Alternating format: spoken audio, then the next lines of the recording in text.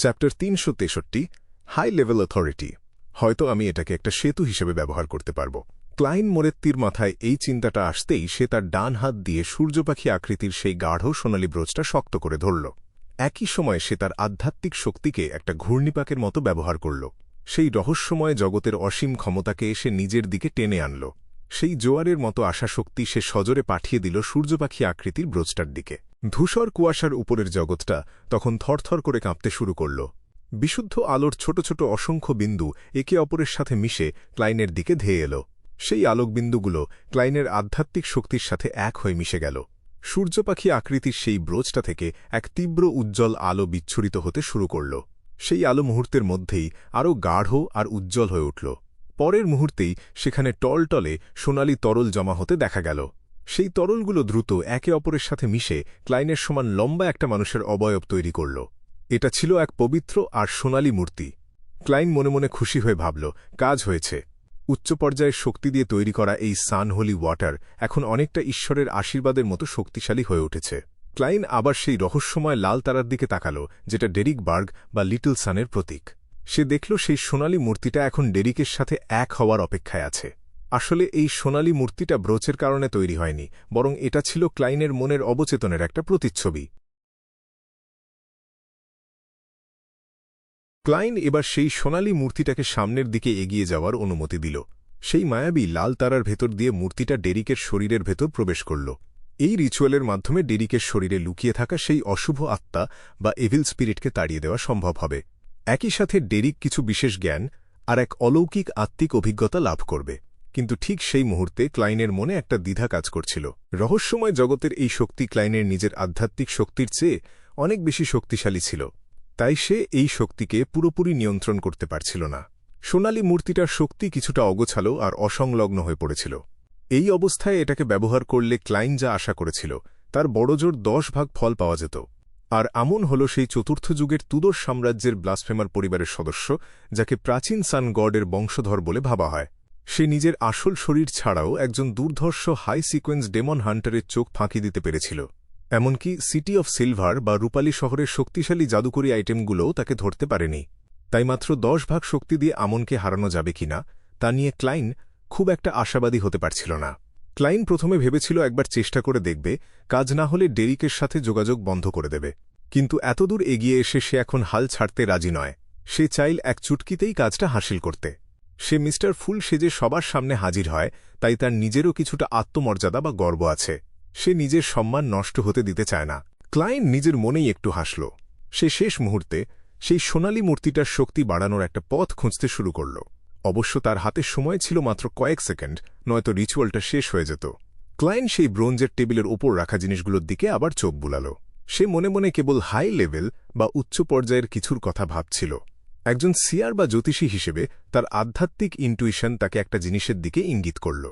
জিনিসটা হল card of blasphemy, যেটাকে সে ব্ল্যাক এম্পেরর কার্ড বলে চেনে। ক্লাইনের কাছে থাকা সব জিনিসের মধ্যে কেবল এটাই ছিল সবচেয়ে উচ্চ পর্যায়ের জিনিস।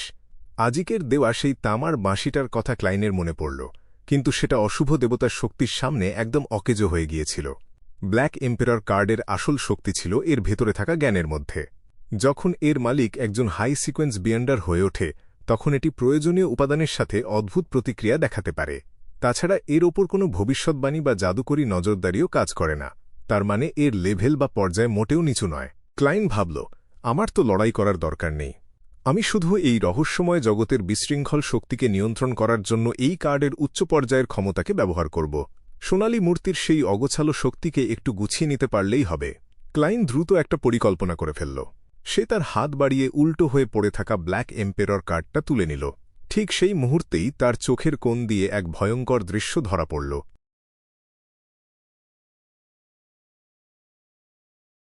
সেই মায়াবী লাল তারার ভেতরে ডেরিকের যে ছায়াটা ছিল, সেখান থেকে একটা হাত বেরিয়ে এলো। হাতটা একদম শুকিয়ে কাঠ হয়ে গেছে, শুধু হাড়ের ওপর চামড়া লেগে আছে। ধীরে ধীরে কিন্তু নিশ্চিতভাবে সেই হাতটা লাল তারার সীমানা আঁকড়ে ধরল।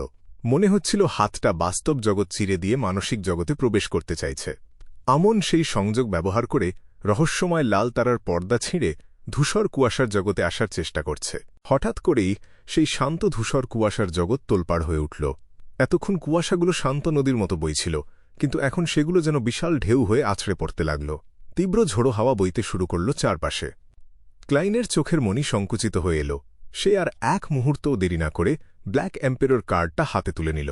কার্ডটা ছোঁয়া মাত্রই সে অনুভব করল যে তার আধ্যাত্মিক শক্তি আর রহস্যময় জগতের শক্তির চাপে দমে যাচ্ছে না। হঠাৎ করেই সেই সোনালী মূর্তিটা আরও বিশাল হয়ে উঠল। তার পিঠের ওপর এক জোড়া নয়, একে একে 12 জোড়া বিশাল কুচকুচে কালো ডানা গজিয়ে উঠল।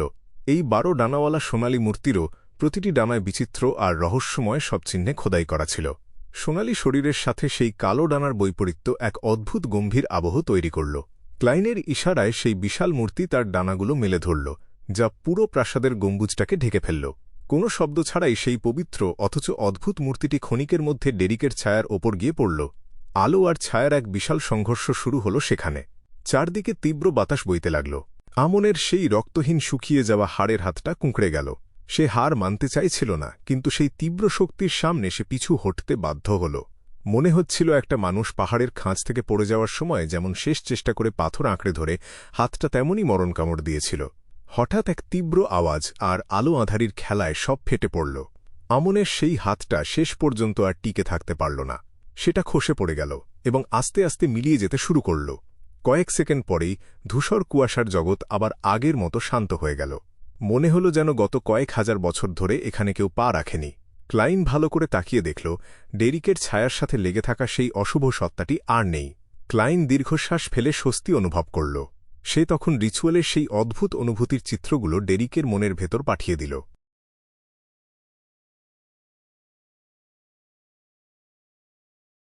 সিটি অফ সিলভার বা রূপালী শহরের বার্গ পরিবারে তখন অন্যরকম এক পরিবেশ। ডেরিক বার্গ অনুভব করল সে যেন একই সাথে জেগে আছে, আবার এক স্বপ্নের ঘোরে ভাসছে। সে বিচিত্র সব আলোর ছটা দেখতে পেল, যেখানে যেন দুনিয়ার সব জ্ঞান লুকিয়ে আছে।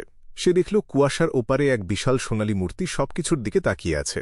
মিস্টার ফুলের পাশেই দাঁড়িয়েছিল সেই 12 ডানাওয়ালা সোনালী মূর্তি।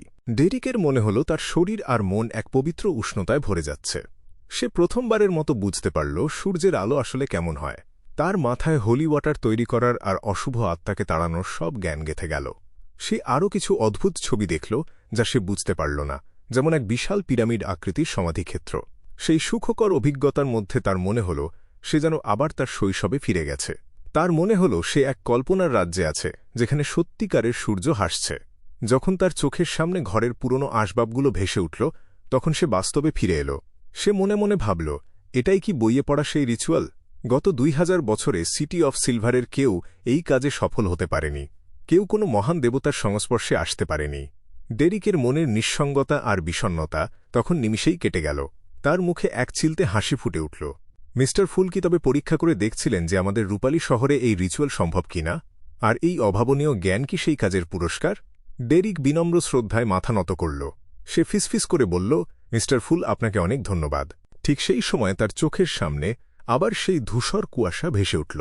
কুয়াশার মাঝখানে সেই রাজকীয় চেয়ারে মিস্টার ফুল বসেছিলেন। ডেরিক তখন তার নিজের ওপর এক অদ্ভুত স্বচ্ছ ছায়া দেখতে পেল।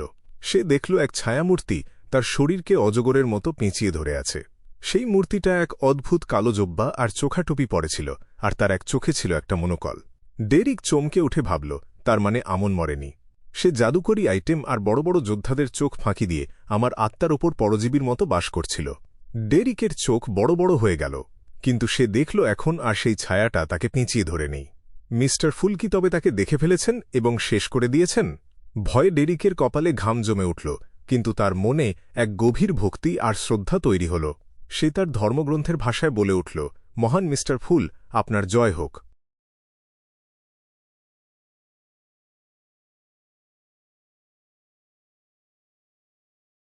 সুদূর এক অন্ধকার জগতে তখন হঠাৎ এক ঝলক বিদ্যুৎ চমকে উঠল।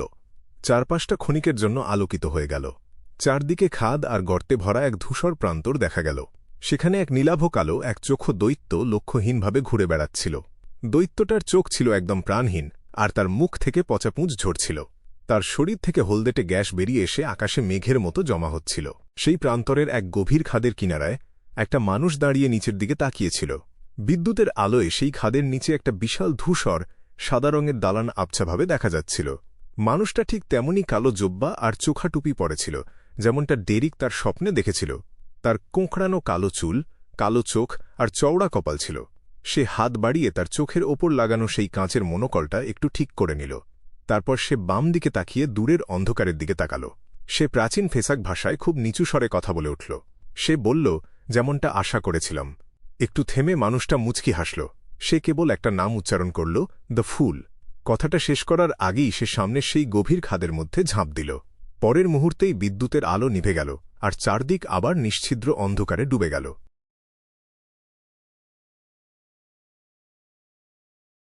ভয়ঙ্কর সেই বিপদ থেকে মুক্ত হয়ে ক্লাইন আবার নিজের বাস্তবে ফিরে এল।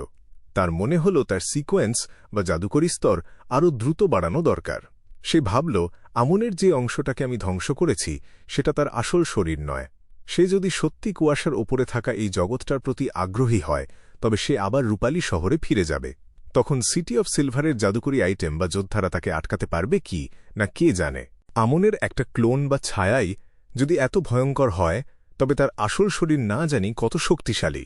তাই ক্লাইন ঠিক করল সে যত দ্রুত সম্ভব ম্যাজিশিয়ান বা জাদুকরের কাজগুলো শেষ করবে, যাতে সে কুয়াশার ওপরের এই জগৎটাকে আরও ভালো করে নিয়ন্ত্রণ করতে পারে। হয়তো রূপালী শহরের এল্ডার লোভিয়ার সাহায্য তার প্রয়োজন হতে পারে। যদি সে সত্যি ট্রু ক্রিয়েটরের প্রভাবে পথভ্রষ্ট হয়ে থাকে, তবে ক্লাইনকে প্রস্তুত থাকতে হবে। ক্লাইন বাথরুমের দরজা খুলে গভীর চিন্তায় মগ্ন হয়ে নিচের তলার দিকে নেমে গেল।